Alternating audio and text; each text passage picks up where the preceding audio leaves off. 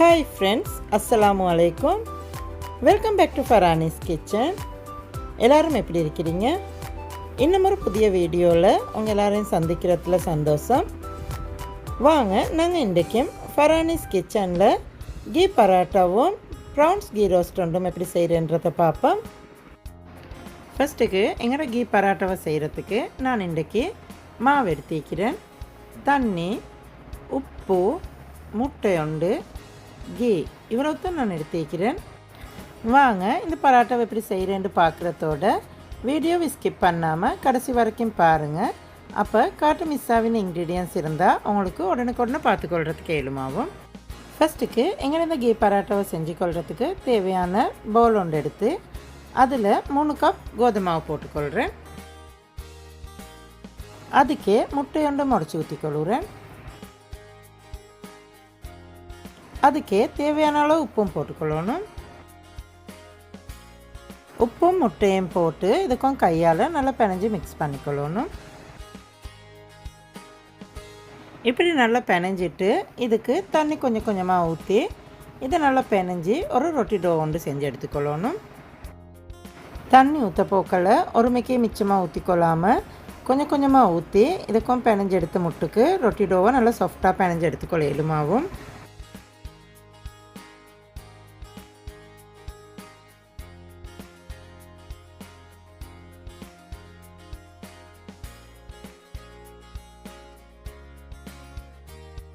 மாவெல்லாம் நல்லா இப்படி மிக்ஸ் பண்ணி பிணைஞ்சி இந்த மாதிரி நல்லா சாஃப்டான ரொட்டி டோ ஒன்று செஞ்சு எடுத்துக்கொள்ளணும். இப்படி செஞ்சு கொண்டு இந்த ரொட்டி டோவை மூடி இது ஒரு 1/2 hour ரெஸ்ட் பண்ணி எடுத்துக்கொள்ள போகிறேன். 1/2 hourக்கு பிறகு பார்ப்போம் இந்த ரொட்டியை எப்படி செய்கிறேன்ட்டு.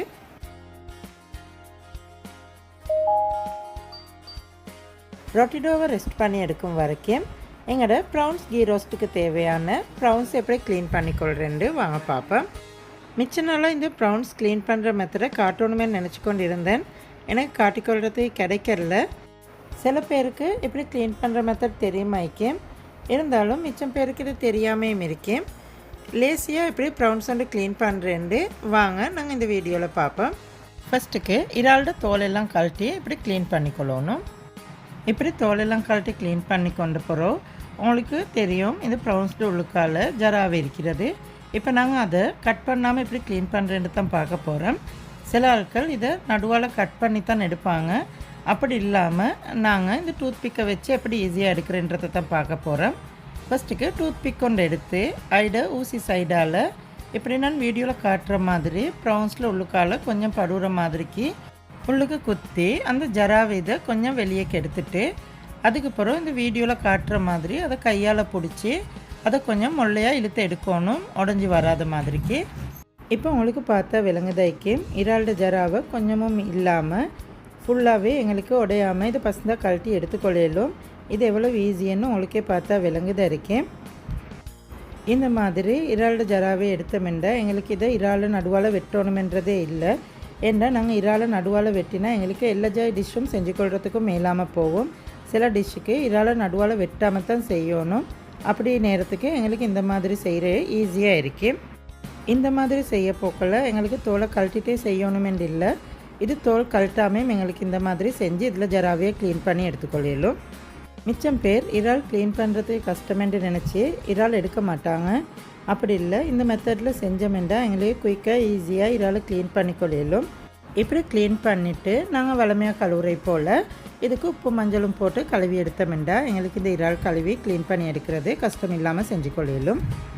இந்த இறால் க்ளீன் பண்ணுற மெத்தடை நான் மிச்ச நாளாக காட்டணும்னு நினச்ச ஒரு விஷயம் ஒன்று தான். எனக்கு இதை காட்டிக்கொள்கிறதுக்கே கிடைக்கல. இந்த வீடியோவில் தான் இந்த இறால் க்ளீன் பண்ணுற மெத்தடை காட்டுறதுக்கே கிடச்சிச்சு. இது இறால் கஷ்டம் இல்லாமல் ஈஸியாக க்ளீன் பண்ணிக்கொள்கிற ஒரு மெத்தட் ஒன்று தான் நான் இன்றைக்கு காட்டினேன்.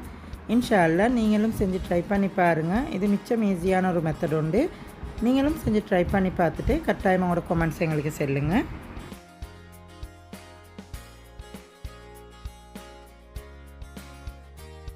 இறாலெல்லாம் நல்லா இப்படி க்ளீன் பண்ணிவிட்டு இதை கொஞ்சம் நல்லா உப்பு மஞ்சளும் போட்டு கழுவி க்ளீன் பண்ணி எடுத்துக்கொள்ளணும். ப்ரௌன்ஸ் கீ ரோஸ்ட்டை செஞ்சு கொள்கிறதுக்கு ஃபஸ்ட்டுக்கு அதுக்கு ஒரு மசாலா ஒன்று செஞ்சு கொள்ளணும். எங்கிட்ட மசாலாவை செஞ்சு கொள்கிறதுக்கு பேன் ஒன்று அடுப்பில் வச்சுக்கிறேன். பேன் நல்லா ஹீட் ஆகிக்கொண்டு வரப்போக்கில் அதில் 1 டீஸ்பூன் மிளகு ஆட் பண்ணிக்கொள்ளுறேன். அதுக்கே 1 டீஸ்பூன் நச்சரவம் ஆட் பண்ணிக்கொள்ளுறேன். 1/4 டீஸ்பூன் உளுவரிசியும் ஆட் பண்ணிக்கொள்ளுறேன்.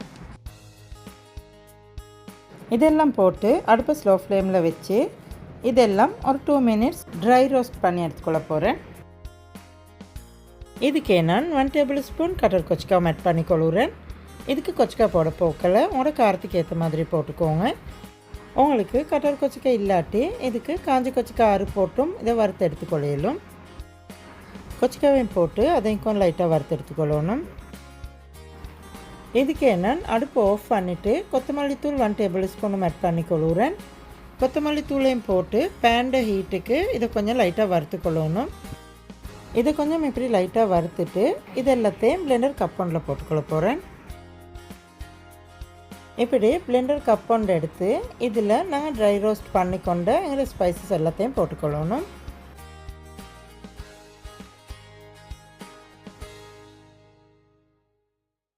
பிளெண்டர் கப்பில் இப்படி ஸ்பைசஸ் எல்லாம் போட்டுட்டு இதுக்கே நான் வெள்ளை வெங்காயம் 8 பீக் எடுத்துக்கிறேன். அதையும் நான் இதிலே போட்டுக்கொள்ளுறேன்.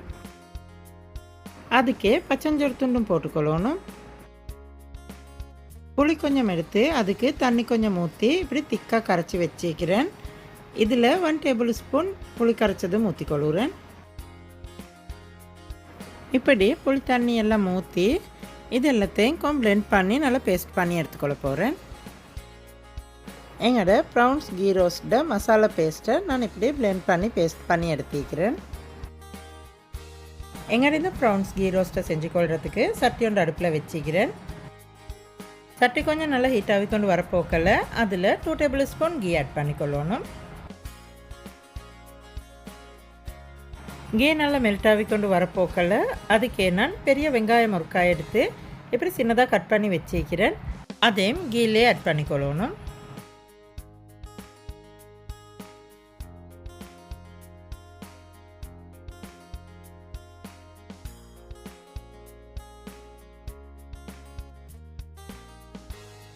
வெங்காயம் கொஞ்சம் இப்படி லைட்டாக வசையும் கொண்டு வரப்போக்கல இதுக்கு 1 பிஞ்ச் சுகரும் ஆட் பண்ணிக்கொள்ளுறேன்.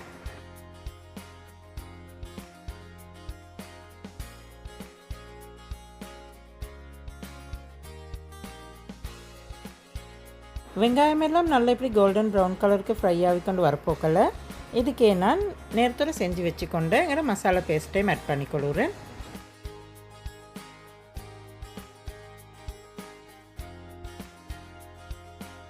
மசாலா பேஸ்ட்டையும் போட்டு இதை கொஞ்சம் நல்லா மிக்ஸ் பண்ணிவிட்டு இதை ஒரு 2-3 நிமிஷம் குக் பண்ணிக்கொள்ள போகிறேன்.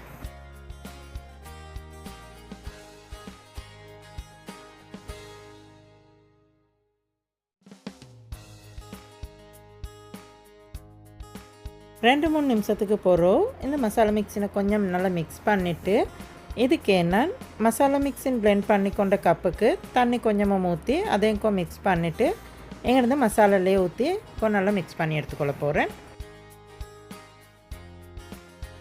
தண்ணியை ஊற்றி மிக்ஸ் பண்ணிவிட்டு இதை ஒரு 2 நிமிஷம் குக் பண்ணிக்கொள்ள போகிறேன். 2 நிமிஷத்துக்கு போகிறோம் எங்களோட மசாலா மிக்ஸினில் தண்ணியெல்லாம் வற்றி எங்களோட மசாலா மிக்ஸினும் கொஞ்சம் நல்லா திக்காகி கொண்டு வந்திக்குது. இப்போ நான் இதுக்கு உப்பு மஞ்சளும் போட்டு கழுவி க்ளீன் பண்ணி வச்சுக்கொண்ட எங்களோட இறால் 700 கிராமையும் போட்டு அதையும் கொஞ்சம் நல்லா மிக்ஸ் பண்ணிக்கொள்ள போகிறேன். இதுக்கே கருவேப்பிலை கொஞ்சமாக ஆட் பண்ணிக்கொள்ளுறேன். அதுக்கே டேஸ்ட்டை பொறுத்து உப்பு கொஞ்சமாக ஆட் பண்ணிக்கோங்க. உப்பையும் போட்டுட்டு இதெல்லாம் கொஞ்சம் நல்லா மிக்ஸ் பண்ணிக்கொள்ளணும். மசாலா மிக்ஸினில் ப்ரௌன்ஸ் எல்லாம் நல்லா மிக்ஸ் ஆகி வரத்துக்கு. ப்ரௌன்ஸ் எல்லாம் நல்லா இப்படி மசாலாவில் மிக்ஸ் பண்ணிவிட்டு சட்டியை மூடி ஸ்லோ ஃப்ளேமில் ஒரு 5 நிமிஷம் குக் பண்ணி எடுத்துக்கொள்ள போகிறேன். 5 நிமிஷத்துக்கு போகிறோம் சட்டியை திறந்து எங்கள்கிட்ட இந்த ப்ரௌன்ஸ் கறியை கொஞ்சம் நல்லா மிக்ஸ் பண்ணிக்கொள்ளணும். உங்களுக்கே பார்த்தா விலங்குது ஐக்கியம் எங்கள்கிட்ட இந்த ப்ரௌன்ஸ் கறியில் தண்ணி இருக்குது. இது நாங்கள் தண்ணி ஆட் பண்ணில்ல, இது ப்ரௌன்ஸால் ரிலீஸ் ஆகின தண்ணி தான். நல்லா இப்படி மிக்ஸ் பண்ணிவிட்டு சட்டியை திறந்து ஒரு 5 நிமிஷம் குக் பண்ணிக்கொள்ள போகிறேன்.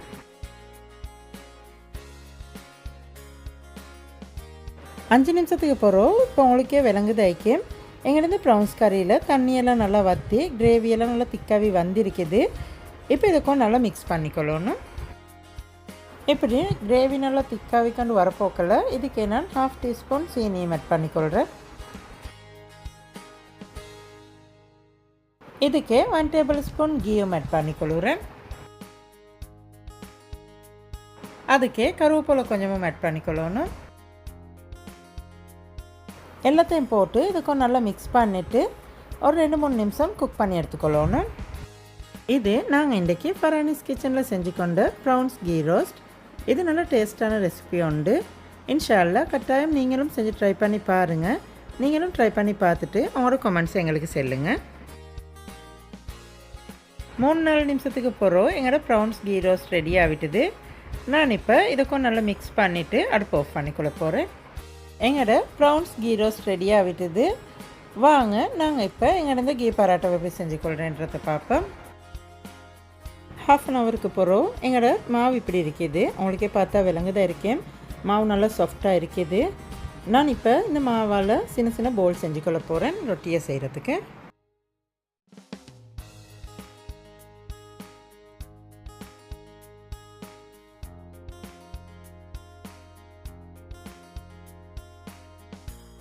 இப்படி மாவை பிணைஞ்சி எங்களோட ரொட்டியை செய்கிறதுக்கு தேவையான அளவு சின்ன சின்ன போல் செஞ்சு எடுத்துக்கொள்ளணும்.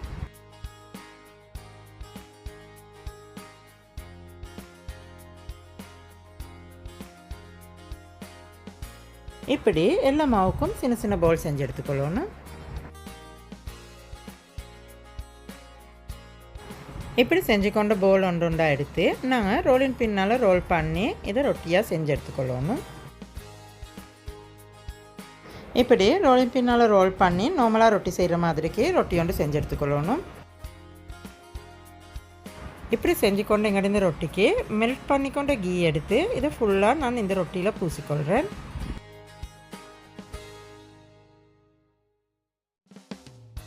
இப்படி ரொட்டி ஃபுல்லாக கீ அப்ளை பண்ணிவிட்டு அதுக்கு மேலால் மாவு கொஞ்சம் எடுத்து இப்படி போட்டுக்கொள்கிறேன். மாவையும் இப்படி போட்டுட்டு இந்த ரொட்டிக்கு ஒரு சைடால் இப்படி வீடியோவில் காட்டுற மாதிரி கட் பண்ணி அதை ரோல் பண்ணி ரொட்டியை செஞ்சு கொள்ளணும். இந்த ரொட்டி செய்கிறதுல 2 மெத்தட் நான் காட்டுறேன். அதில் உங்களுக்கு எந்த மெத்தட் விருப்பம் அந்த மாதிரி மெத்தடில் செஞ்சு ட்ரை பண்ணி பார்க்கலும். இது ஃபஸ்ட்டுக்கு செஞ்சு கொண்ட ரொட்டி பவுல் உண்டு. இதே மாதிரி இன்னொரு ரொட்டி பவுல் ஒன்று எடுத்து அது இன்னொரு மெத்தடில் காட்ட போகிறேன். இந்த மெத்தடுக்கு ரொட்டியை உருட்ட போக்கில் ரவுண்ட் ஷேப்புக்கு இல்லாமல் நீட்ட ஷேப்புக்கு வீடியோவில் காட்டுற மாதிரி ரொட்டியை செஞ்சு எடுத்துக்கொள்ளணும். இந்த மாதிரி நீட்ட ஷேப்புக்கு ரொட்டியை உருட்டி கொண்டு ஃபஸ்ட் ரொட்டிக்கு நாங்கள் செஞ்ச மாதிரி இதுக்கு மேலாலே மில்க் கீ ஃபுல்லாக நாங்கள் அப்ளை பண்ணிக்கொள்ளணும். ஃபுல் ரொட்டிக்கும் இப்படி கீ அப்ளை பண்ணிவிட்டு அதுக்கு மேலால் வீடியோவில் காட்டுற மாதிரி ஃபுல்லாக நாங்கள் மாவு கொஞ்சம் போட்டுக்கொள்ளணும்.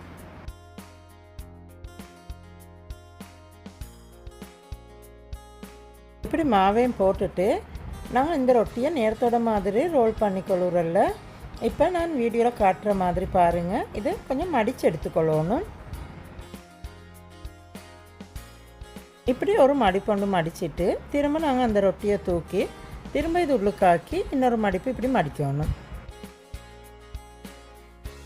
இந்த மடிப்பை மடிச்சுட்டு திரும்ப நாங்கள் ரொட்டியை தூக்கி திரும்ப அதை மாதிரி இன்னொரு மடிப்பொண்டு மடிக்கணும்.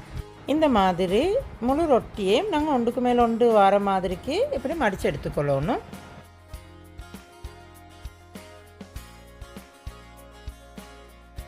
இப்படி நீட்டத்துக்கு ஒரு பட்டி மாதிரி இதை மடித்து எடுத்துக்கொள்ளணும். இப்படி மடித்து கொண்டு இந்த ரொட்டியை ஒசக சைடுக்கு ஃபுல்லாக நான் ரோல் பண்ணி எடுத்துக்கொள்ள போகிறேன். உங்களுக்கு வீடியோவில் பார்த்தா கிளியராக விளங்குதான் இருக்கேன்.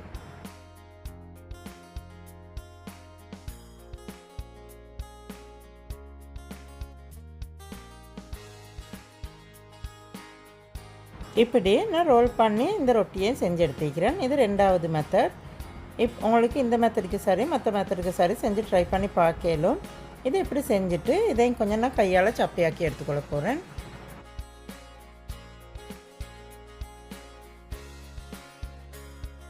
இது ஃபஸ்ட்டுக்கு செஞ்ச ரொட்டி, இது செகண்டுக்கு செஞ்சது. இப்படி டேபிளுக்கு மாவு கொஞ்சம் போட்டுட்டு நாங்கள் செஞ்சு கொண்ட ரொட்டியை ஒன்றா வச்சு ரோலின் பின்னால் ரோல் பண்ணி ரொட்டி செஞ்சுக்கொள்ளணும்.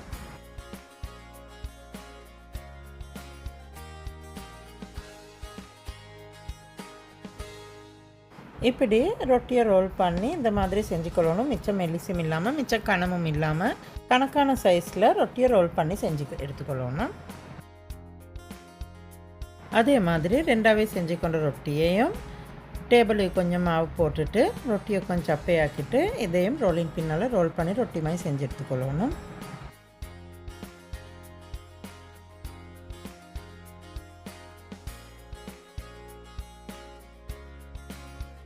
இது ரெண்டாவே செஞ்ச ரொட்டி. உங்களுக்கே பார்த்தா விளங்குதா இருக்கேன் இந்த ரொட்டியுடையும் மற்ற ரொட்டியுடையும் டிஃப்ரெண்ட் என்னென்று.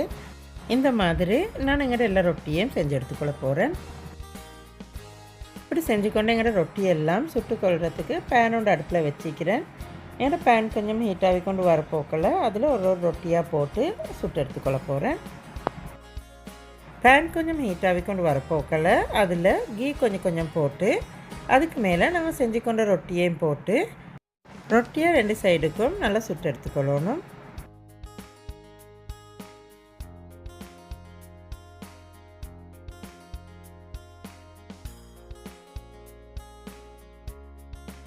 இப்படி ரெண்டு சைடையும் ரொட்டியை நல்லா சுட்டுக்கொள்ளணும். ரொட்டி நல்லா சுடுபட்டு கொண்டு வரப்போக்கில் நான் அதுக்கு மேலால் இன்னும் கொஞ்சம் கீ போட்டுக்கொள்ளுறேன். இதுக்கு கீ எண்டே இல்லை, உங்கள்கிட்ட கீ இல்லாட்டி இதுக்கு பட்டர் கொஞ்சம் சரி இப்படி போட்டு செஞ்சு எடுத்துக்கொள்ளும். இப்படி திருப்பி ரெண்டு சைடையும் நல்லா சுட்டு எடுத்துக்கொள்ளணும். இந்த மாதிரி எங்களோட எல்லா ரொட்டி டோலையும் ரொட்டியை செஞ்சு எடுத்துக்கொள்ளணும். இப்போ உங்களுக்கு விலங்கு தைக்கும் ரொட்டியை சுட்டு எடுக்க போக்கல நாங்கள் லேயர் மடித்தது பசந்தாக கலண்டு வந்திருக்குது. இப்படி லேயர் கலண்டு வரப்போக்கில் ரொட்டி உள்ளுக்கும் நல்லா சுடுபட்டு வெந்திருக்கும். அதே மாதிரி பார்க்குறதுக்கும் பசந்தாவும் இருக்கும், தின்றதுக்கும் ஆசை வரும். இந்த மாதிரி இன்ஷால்லா நீங்களும் செஞ்சு ட்ரை பண்ணி பாருங்கள். ட்ரை பண்ணி பார்த்துட்டு உங்களோட கமெண்ட்ஸ் எங்களுக்கு சொல்லுங்கள். இது நாங்கள் இன்றைக்கி ஃபரானிஸ் கிச்சனில் செஞ்சு கொண்ட கீ பராட்டா. உங்களுக்கும் இந்த கீ பராட்டாவும் ப்ரௌன்ஸ் கீ ரோஸ்ட்டும் பிடிச்சிருந்துச்சுண்டா எங்களோட ஃபரானிஸ் கிச்சன் யூடியூப் சேனலுக்கு லைக் பண்ணுங்கள். அதோட உங்களுக்கு தெரிஞ்சவங்களுக்கும் ஷேர் பண்ணுங்கள். அப்போ இந்த வீடியோ மற்றவங்களுக்கும் யூஸ்ஃபுல்லாக இருக்கும். நீங்களும் இன்னும் எங்களோட சேனலுக்கு சப்ஸ்கிரைப் பண்ணாதவங்களாக இருந்தால் எங்களோட ஃபரானிஸ் கிச்சன் யூடியூப் சேனலுக்கு சப்ஸ்கிரைப் பண்ணுங்கள். அதோட சைடில் வர பெல் நோட்டிஃபிகேஷனையும் கிளிக் பண்ணுங்கள். அப்போ நாங்கள் போடுற அடுத்தடுத்த புதிய ரெசிபி உடனுக்குடனே உங்களுக்கு பார்த்துக்கொள்கிறதுக்கு எளிமாகும். இது மாதிரி இன்னும் ஒரு புதிய ரெசிபியோண்டு எடுத்துகிட்டு வரும் வரைக்கும் see you next video and thanks for watching.